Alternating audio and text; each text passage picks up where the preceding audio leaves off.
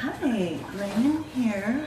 I'm trying out my new filming spot. I know I do notice the goldfish filters there are gonna be a little loud.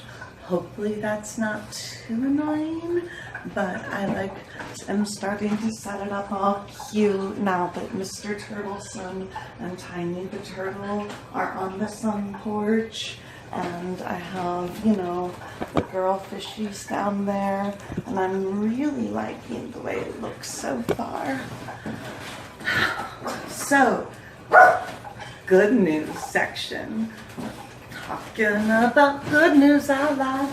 You're not here to talk about good news. Mr. Turtleson had his very first vet appointment, which I know I've had him 8 years. I should have taken him into the vet before. I truly didn't know that I had an exotic vet in my area until I found her recently for the Dagoos and was like, "Do you do turtles too?" And she did! So yeah, I took Mr. Turtleson, not used to that yet, and he got an excellent report. I just want to read the little note that she wrote on him. Oh my goodness, what a handsome guy. Mr. Turtleson is probably one of the healthiest and best cared for box turtles I have ever had the pleasure of seeing. He looks very healthy and happy. You can continue to clean his shell, because remember when I got him originally, somebody had painted him completely pink and blue. But you don't have to, it looks good. His nails and beak are appropriate length currently. Your husbandry sounds ideal as well. I suspect Mr. Turtleson is between 14 and 15 years old. And that part I was thrilled to hear, because that's actually young for a turtle. That actually means he could outlive me, and that's the dream, right? To not have to lose any of your friends. I don't know. I'm very happy about that. That was a win this week. 3 silly dogs, 3 silly dogs. They're so silly. They think they're real dogs, but they just little cat dogs that have to potty outside and go on walks. Anyway, that was another great thing that happened. I have a autoimmune disorder where I am, it's very similar to Lyme disease. It's called chronic inflammatory response syndrome, and it comes from being overexposed to mold, which happened to me, and unfortunately now, I can't ever really get it out of my system on my own. That's a very vague explanation of it, but this isn't a health channel. So yeah, but anyway, I had mold growing all over my back patio here, and my dad came over and we power washed everything and mowed everything and got stuff going.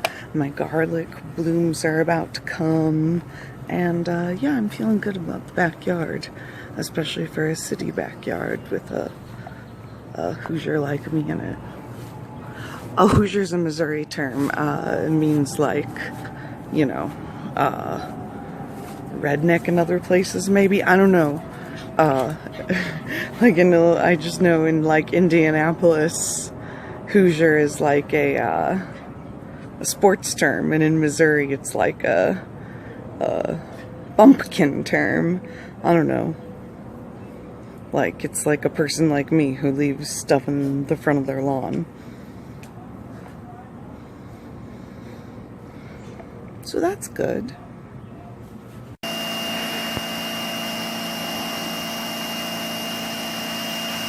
So satisfying.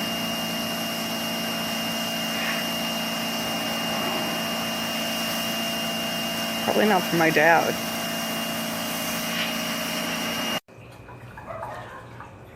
Moving on to the bad. I had to film that earlier today and process again. So here's the bad. And this was not just a week, this was an ongoing thing for a little bit. I can't look at the camera for this part of the bad news. My oldest Daegu rogue passed away. She was a rescue, about 10 years old. And the vet doesn't really know what happened. With prey animals like rabbits, Daegus, small animals that larger animals would eat in the wild. It's kind of like a defense mechanism that they don't show they're sick until they're really, really sick.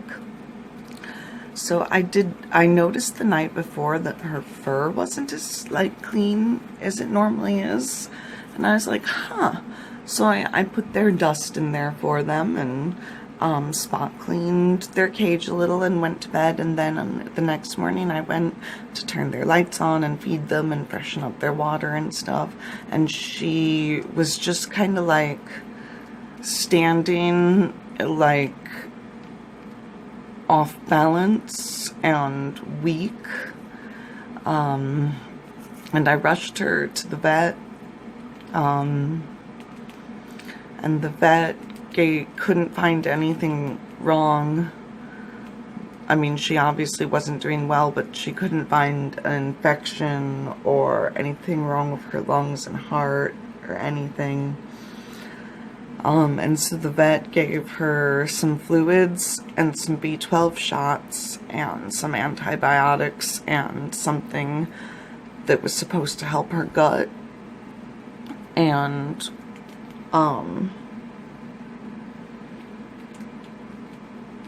she peaked up just a little bit when I took her home.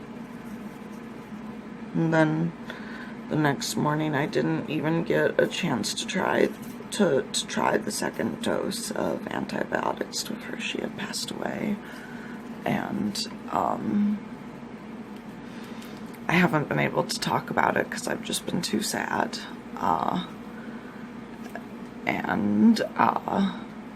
You know, we had the Daegu's first guinea pigs video pre-recorded, and I had a chunk of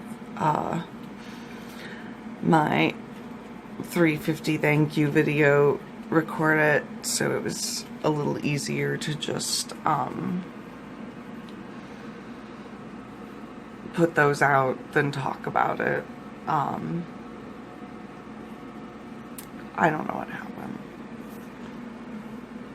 It could have been old age, but Daegus can live like 15 years. I mean, that's not... I don't know. She was a rescue baby and she'd had a hard life. She was so sweet though. Anyway, so yeah. That's very, very bad news. But I do think it's important. I always think it's important to share the good, the bad, and the ugly that comes with pet keeping. I don't even like that term because they're animals. We're like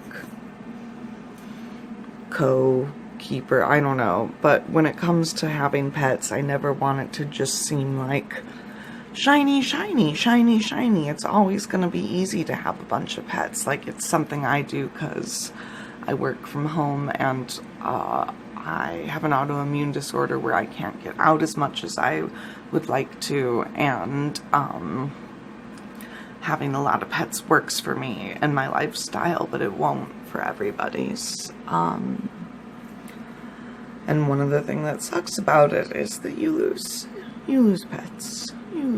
I mean, even if you just have one pet, that can happen, but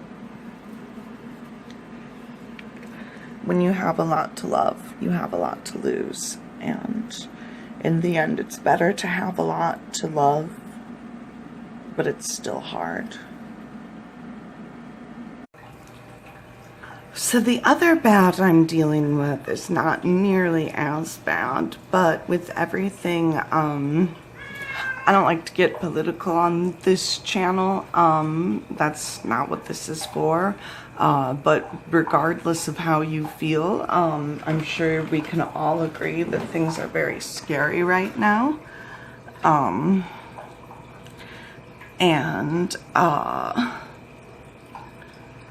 In my city, St. Louis City, which is already kind of known for being a little on the dangerous side, not my neighborhood, but the city in general, we have a very high violent crime rate, and when I lived in some of my old neighborhoods, I could tell you guys some real scary stories from those neighborhoods. But anyway, so what's going on is we actually have a 9 o'clock curfew, and there's you know, with the pandemic, lots of things are closed. I'm trying to stay home as much as possible, wear masks, do minimal shopping, do my part to keep things from spreading and to protect myself, since I do have an autoimmune disease. And as a result, my rainbow jaguar endlers, who are beautiful at least, but like normally I find other people who want some, or I sell some for store credit to one of my local shops and stuff, and that hasn't been possible. So they are just like way overpopulating this tank. Like I'm gonna have to, like, because I try to keep them as the only live breeder in this tank because they are a pure line. And that's one of the reasons why I can get good money for them. Not good money, but any money you can get back from the fish hobby is money. But anyways, so like, I'm just gonna have to take some out and put them in with the guppies soon, because this tank is just getting way too overstocked, and I can't get to people to give fish away right now, or sell them, or whatever. And I have this wonderful BS going on in my fireplace tank. I've been doing water changes on it every couple of days, thinking that would do it. I've been trying to leave the sponge and the substrate alone, because I'm assuming it's a bacterial bloom, but none of it's working. I even went ahead and tried some AquaClear, which I never do. I never use chemicals for things like that, because usually it's something that can just be worked out with good water changes, but I literally have no idea what's going on here, and I don't know, I think I'm gonna have to like move them and start fresh soon or something. I don't know, because I love Castiel and my snails, the little devils so much. The little devils are what I call the albino Corridoras, because that's Castiel, you know, the angel. Like, I mean, I guess from the Bible, but I named him after Supernatural, and then I just call these guys the little demons that, like, he overlords. Anyway, so that's about what's going on here. So that's about what's been going on here. I got a sticker from Jack and Dan. Also, Dan sent me his band's CD and a sticker from them, which is great. The other one's on my guitar case, and it's cool. It's like very hard rock band. I really like it. It's fun. I'm gonna play a little bit of it for you guys in a video, of course, with Dan's permission. So yeah, that is what's been going on. kind of the good, the bad, the ugly of the home zoo here. I had to wait until, you know, I didn't finish all of this in one day, so there are going to be some awkward cuts, and for this stuff that I'm filming now, there's going to be some, like, awkward glares because, it's daytime.